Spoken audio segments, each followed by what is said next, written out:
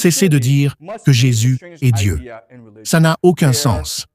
La Sainte Trinité est probablement l'idée la plus étrange de la religion, où Dieu, le Saint-Esprit et Jésus sont séparés, mais égaux. Cela n'a aucun sens intuitif pour personne. Le troisième est une divinité lointaine, d'accord? Dieu est là, quelque part, au loin. Vous ne savez pas où. Vous ne pouvez pas lui parler. Vous ne pouvez pas le voir. Vous n'avez absolument aucune idée de l'endroit où il se trouve. D'accord? C'est une divinité très distante. Ce sont les inconvénients du christianisme. Et c'est pourquoi l'islam prend maintenant tout son sens, car il tente de remédier et de corriger ces lacunes du christianisme. D'accord? La première est qu'il prend la tradition juive et la tradition chrétienne et les intègre en lui-même. D'accord? Il est donc véritablement la continuation et la perfection de la tradition judéo-chrétienne.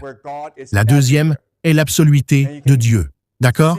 C'est maintenant le vrai monothéisme, où Dieu est partout et où vous pouvez le voir. Mais si Dieu est partout, ce qui est remarquable, c'est que Dieu peut désormais entrer en vous par votre foi, par votre dévotion et par votre pratique. D'accord? Et ce que cela signifie, c'est que vous savez maintenant comment vous comporter dans le monde. Il y a une clarté de but et d'action. Vous savez que tant que vous accomplissez ces 5 choses, ces 5 piliers de l'islam, votre vie sera bonne. Dieu est en vous, et cela vous donne force, but et puissance. D'accord?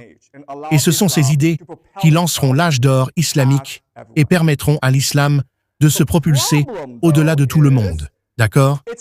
Le problème, cependant, c'est que c'est trop simple et trop clair. L'avantage d'être contradictoire, c'est que cela permet différents systèmes de croyances qui entrent en conflit les uns avec les autres. Et avec cette contradiction et ce conflit, cela permet l'innovation. C'est pourquoi le catholicisme finira par céder la place au protestantisme, d'accord? Qui est une réinterprétation de la Bible. Mais c'est parce que la Bible est tellement contradictoire que cette innovation ne va pas se produire. La Bible était extrêmement claire. Le Coran est extrêmement clair. Mais si c'est le cas, alors on ne peut pas permettre un rejet radical du passé et une adhésion à l'avenir. D'accord? Le judaïsme se situe à l'intérieur de l'histoire. Le christianisme se situe également à l'intérieur de l'histoire. Mais l'islam est éternel.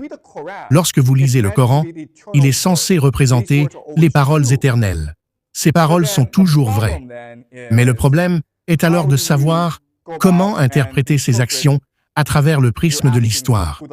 Et